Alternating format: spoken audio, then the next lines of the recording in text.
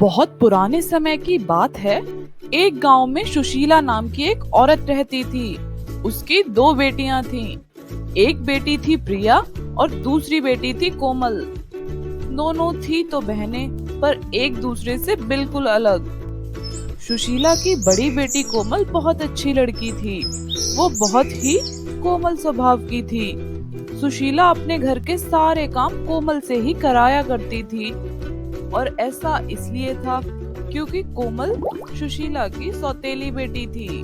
वहीं दूसरी तरफ उसकी दूसरी बेटी प्रिया बहुत ही आलसी और कामचोर थी। वो सारा दिन सोती रहती या तो अपना मेकअप करती रहती, खुद को बस बैठे बैठे सजाती रहती।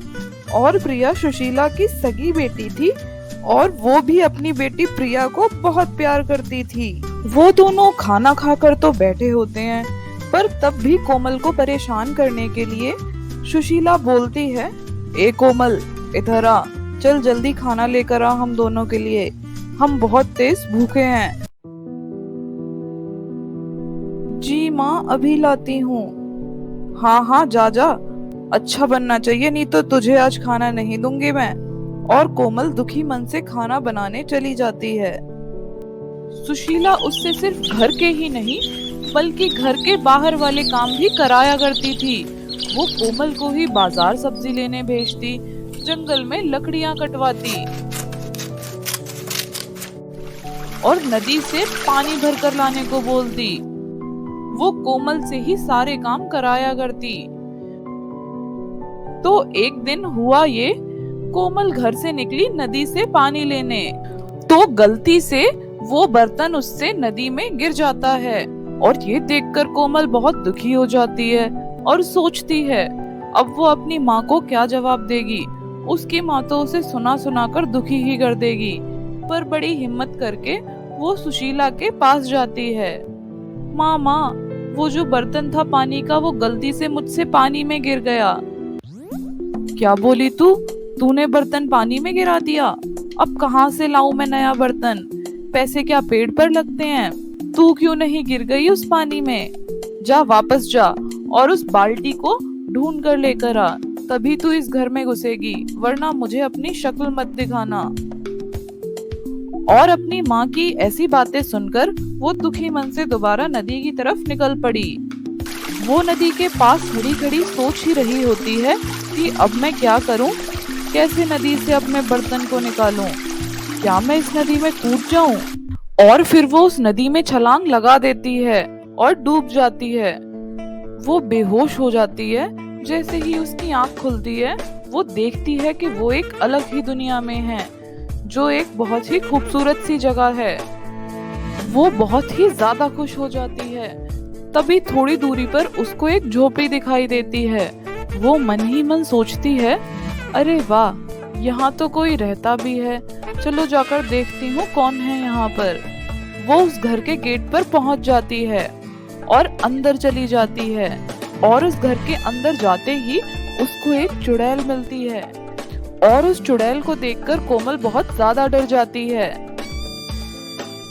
हा हा हा, आ गई तुम, मुझे तुम्हारा ही इंतजार था, मैं बरसों से तुम्हारा इंतजार कर रही थी। ऐसे ही वो चुड़ैल के सामने गई। कोमल डरी सहमी वैसी ही खड़ी होती है वहाँ पर। तभी चुड़ैल बोली, बैठो कोमल, तुम मुझसे डरो मत, मैं तुम्हें कुछ नहीं कर रही। तब कोमल को थोड़ी सी राहत मिली। क्या तुम मेरे घर का काम कर दिया करोगी? बदले में मैं तुम्हें अच्छा खाना और रहने की जगह दूंगी। बस तुमको मेरी एक बात माननी है। घर के आखिर में एक कमरा है, उसमें मेरा बहुत सारा खजाना है, तुम वहाँ नहीं जा सकती, वहाँ किसी को जाने की इजाजत नहीं है। तो कोमल सोचती है, घर पर भी मैं बस काम ही करती थी, तब भी मुझे सुनना पड़ता था, थोड़े दिन यही इनका काम कर लेती हूँ। और तभी चुड़ैल उसको उसके कमरे में ले जाती है। आज से ये कमरा तुम्हारा है कोमल। अरे वाह, मैंने पहली बार इतना सुंदर कमरा देखा है। और कोमल अगले ही दिन से काम पर लग जाती है। कोमल बहुत ही सफाई से और पूरी ईमानदारी से घर का काम करती है।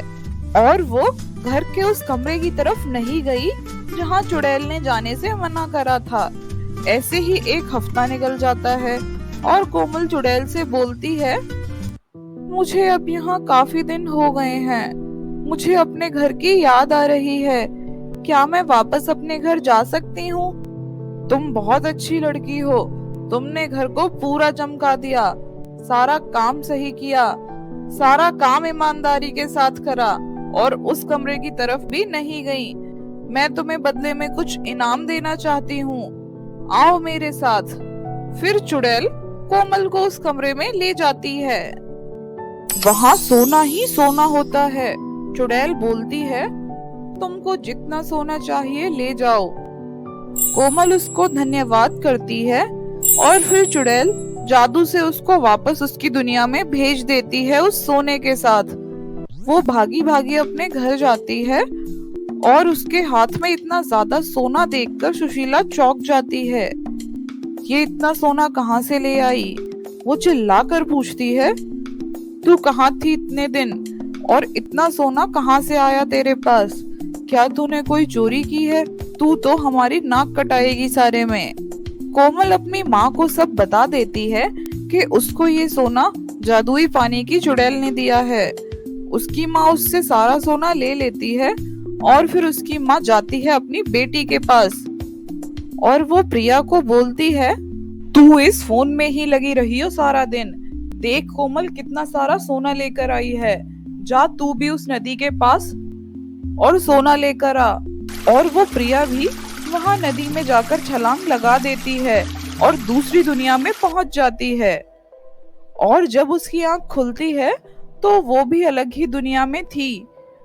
वो ये सब देखकर बहुत खुश हो जाती है और उसे भी थोड़ी दूरी पर एक घर दिखाई देता है। वो समझ जाती है ये तो उसी चुड़ैल का घर है। वो फटाफट वहां जाती है और घर के अंदर चली जाती है। वहां चुड़ैल होती है।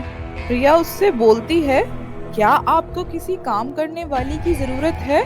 मैं आपका काम कर सकती हूँ। चुड़ैल भी सब जानती थी, वो भी हाँ बोल देती है। हाँ हाँ मुझे जरूरत है। तुम मेरे घर का सारा काम अच्छे से करना, बदले में मैं तुम्हें अच्छा खाना और रहने की जगह दूंगी।